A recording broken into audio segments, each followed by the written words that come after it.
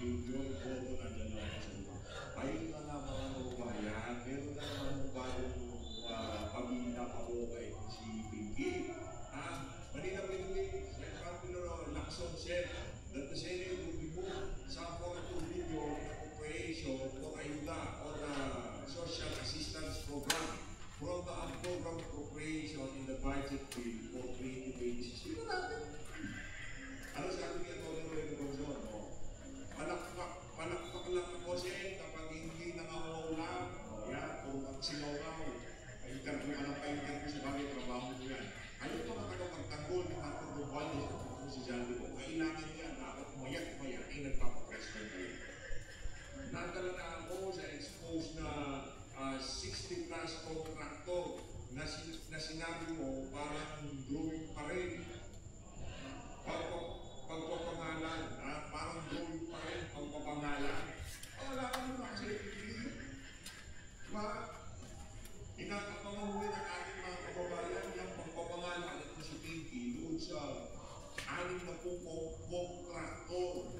At sigurado tayo, 60 contractor na yun, yung mga congressman at congressista, malamang sa malamang, involved po sila dito sa mga anomalyang blood control scandal. Ayan o mga kababayan, pakinggan mo natin ito si Atty. Reno Gonzon. Dito sa kanyang iwanan po sikat ng araw na talagang ang pagkabanga nitong presidente na ito, sukdulan ng mga kababayan. Hindi mo ba talaga nakikita ang reality? Nakayaya na ng tao. Dahil hindi sila sangayon at di na nila kayang mamukin yan mo option sa administration mo. Ikaw din ang gumawa dahil at nakaulit mo nakapaligod sa'yo ay lumarakit at mga korap at hindi mo naman sila hinihinto. Yan, solid. Ang tindi nun. Ang tindi nun. Diba? Hindi mo naman. Dapat kasi itong si Marcos Jr. Yan rin yun. Di ba, ano yung mga talagang bisan sa bahay? Paano bang kasabuan ka? Hindi naman kayo yung bahay mo. Kasi mahirap tayo. Sinasabi natin baka hindi niya babalatan. Napapaisip ang ating mga kababayan. Ang dahilan ba kung bakit hindi mabalatan itong si Bakar? Itong kanyang mga aliporis na ito na nagpulsa ng bilyong pera sa buhay ng Pilipino, dahil yung iba dyan ay malapit sa ito. Number one, pinsan mo si Martin Luther King Romales. Yan lang naman yung sinasabi ko na ba lang yung Romales. Pero ang talaga troni mo, ay ang pinsan mo, hinayaan mo, may pinagmahan yung General Operations Act, yung budget ng 2025, saan doon mga hundreds of millions na mga insertion, ghost project at substandard na infrastructure projects. Ito mga putang amang congressman mga Hindi, ito may mga trophy. Hindi, sila lang yan. Ika nga itong sabi nitong si Secretary of Justice, District Engineer, contractor, sila lang yan. Sila kumuha ng proyekto, sila ang nagpondo, sila din ang nagpabid, sila lang ang nagdakaw niya, di ba? Walang kinalaman ng mga congressman base sa ating DPWH Secretary of Justice. Walang kinalaman yung mga congressman. Ikaw naman na ito. Baka marinig ka ni Secretary of Justice, magalit sa iyo. Sila lang yun. Kapag yung video natin, itong video na to, bago itong video na to, meron tayong upload na kung saan talagang proud na ibinandera na itong si Vince Dizon na keso sila lang gawin. District Engineer, mga contractor, wala sila lang nagpondo ng ano, di ba? Kaya daw namihasa yung mga nasa Bulacan First District Engineer Office. Dahil sa sistema ganyan, kasi sila lang yan.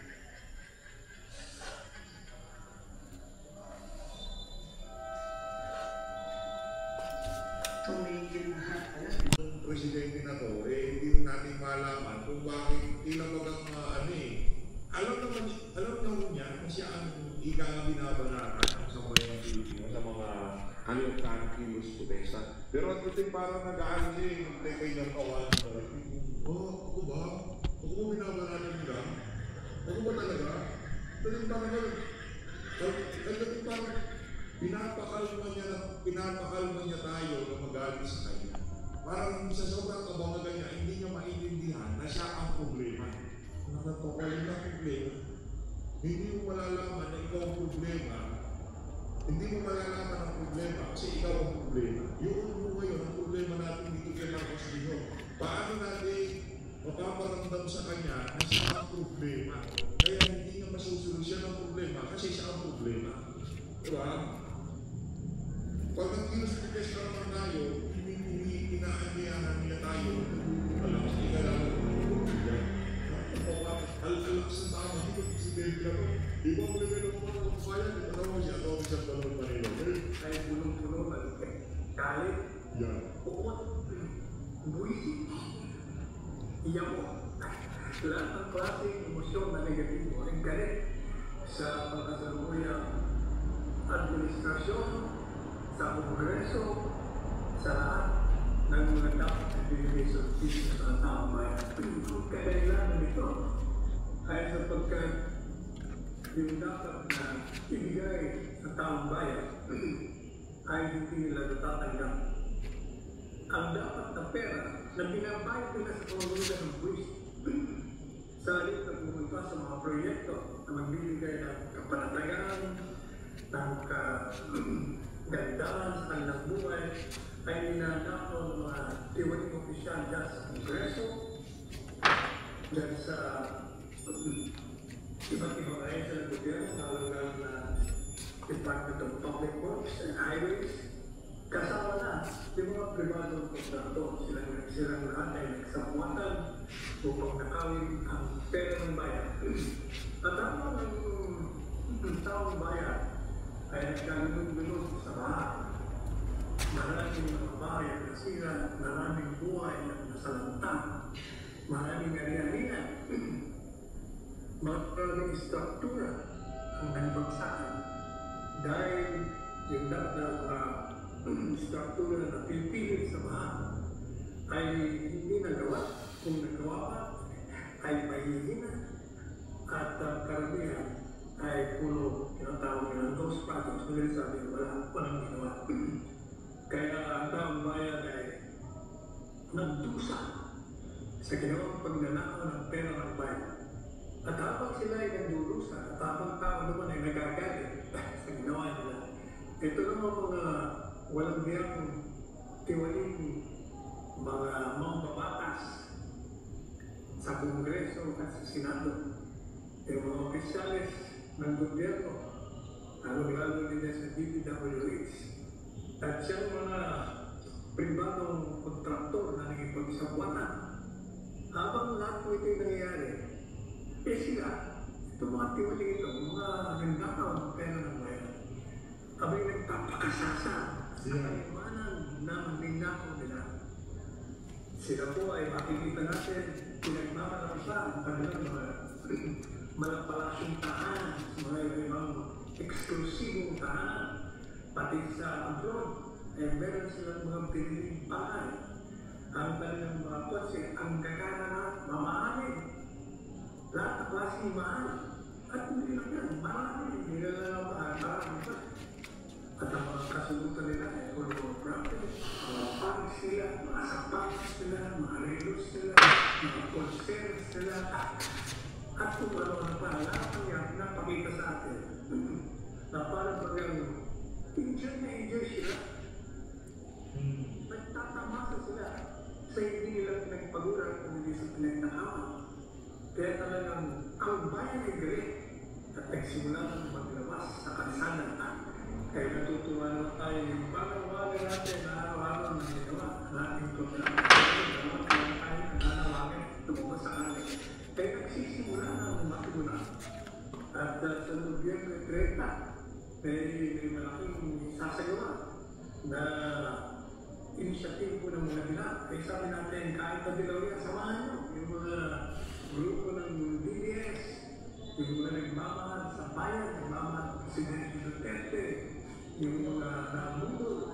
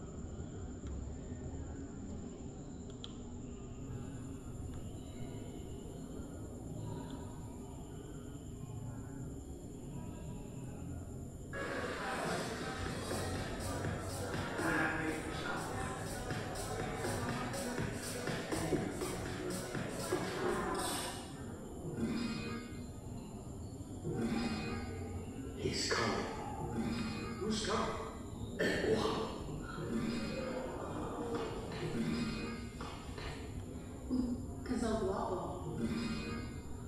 The sexiest man alive.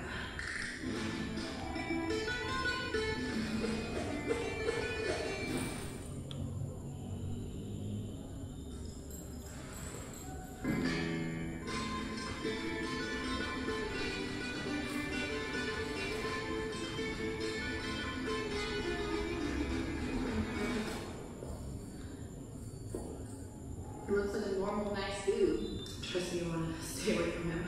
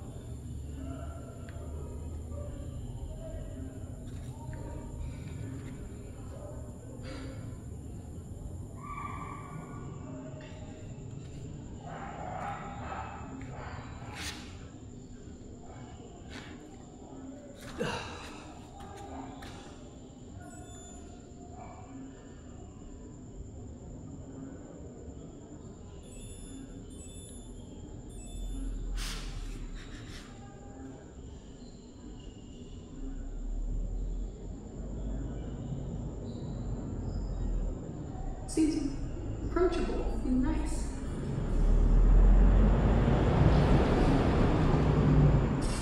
I think he's cute. I think I'm gonna talk to him. Don't do it. He looks like a regular guy. Hey! You're hot. I warned you.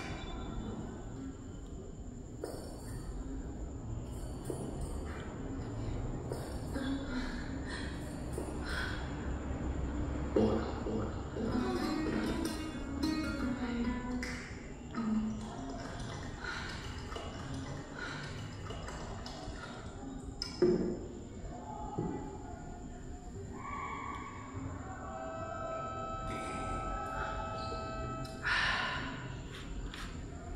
You want to dance? Yes.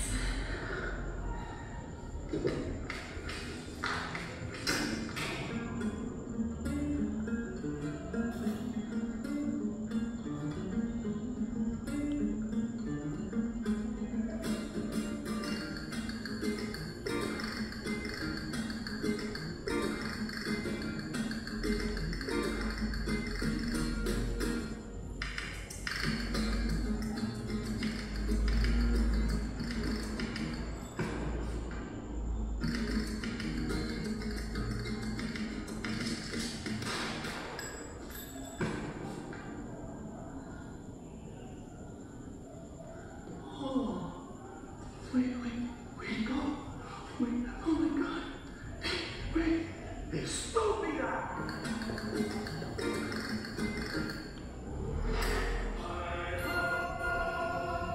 I believe you.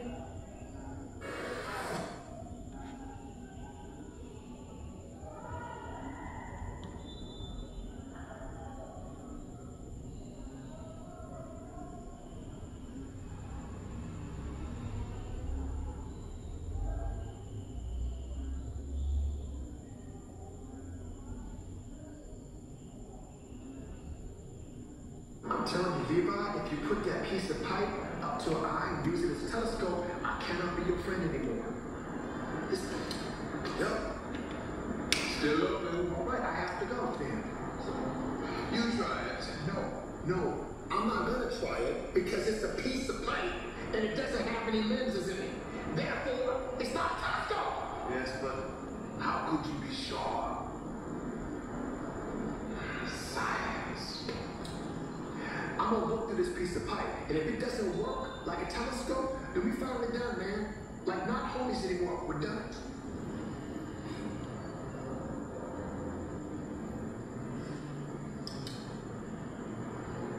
Oh, Cedric, why don't you think in a million years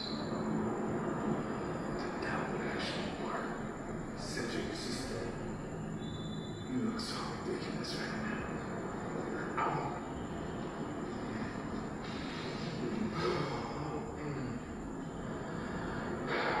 Say goodbye, Ratatouille. What the is that?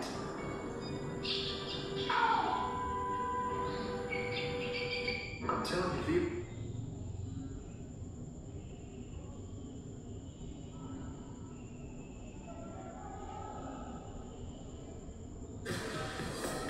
How to make these mega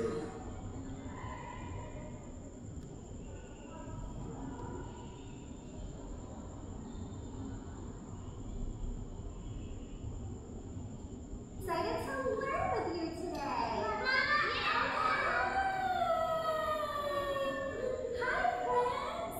And my name is Miss Rachel. I'm so happy to see you today. Hi, my friends. Thank you for the hug. That is so kind. Do you want to sing a song together? You have bunny ears on. Should we?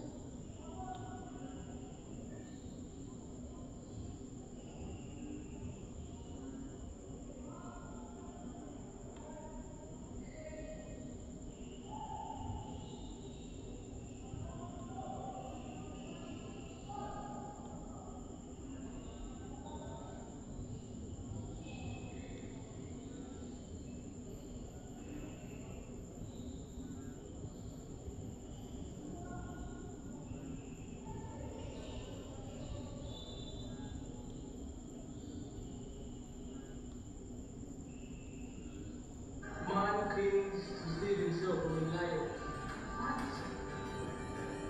Sounds holding the Lyle. This man is brave, bro. Mine cleans.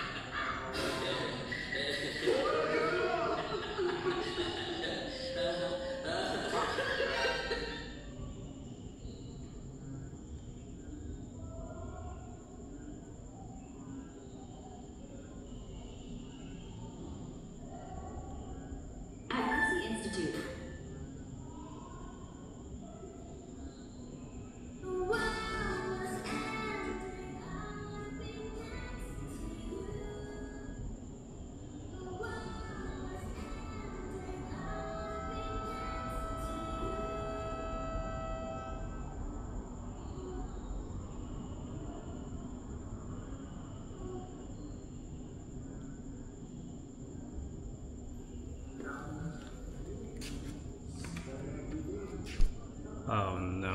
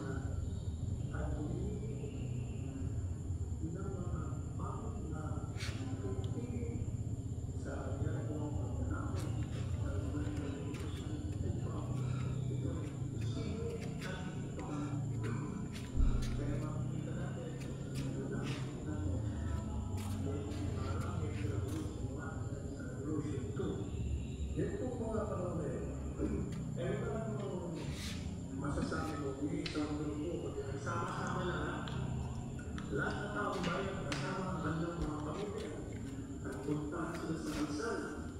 Hanggang ang military ay sumama sa kanila at pinababa nila. Pinagdal nila ang suporta ng nasa kasalukuyang tamunan ang dalawang pagkakataon at sila ay natanggal sa kapangyarihan. Kaya nagkaroon tayo bagong pamala at yan ay mukhang mangyayari na naman sapagkat mukhang hindi pinapansin ng pangkasalukuyang administrasyon ang hinayin sa tao bayan. Ito naman po ang suot ng mga paragraph here sa the prompt.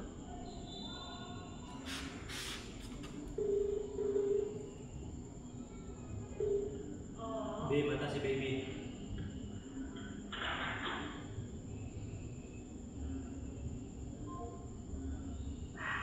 Of the government is to serve and protect the Philippine people. Section 4, Article 2 of the Constitution. The President is the head of the government created by the people.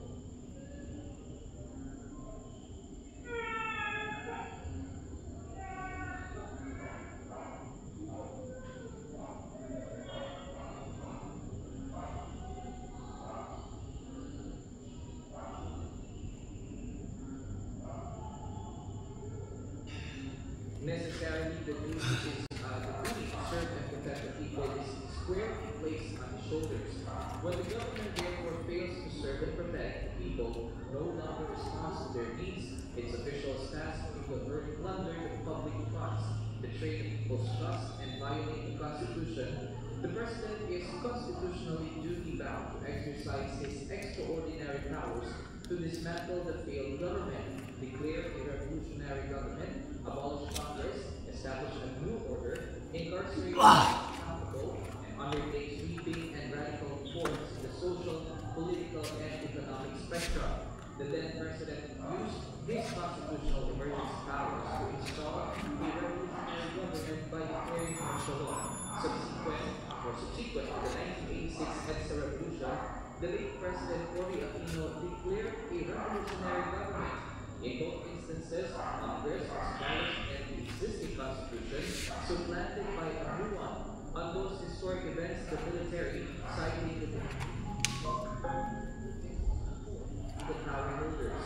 Currently, the armed forces of the Philippines, specifically named Protector of the People by Section 2, Article 2 of the Constitution, is restless and appears ready to fulfill its obligations to protect the people from the plunderers and the rascals the moment millions of them swarm the streets with warm bodies. Talk of coup d'etat is rife and reverberating. An overwhelming majority of retired military and police officers who were participants in the aforementioned political upheavals are calling out for a military takeover. The latter, as in the two previous exercises,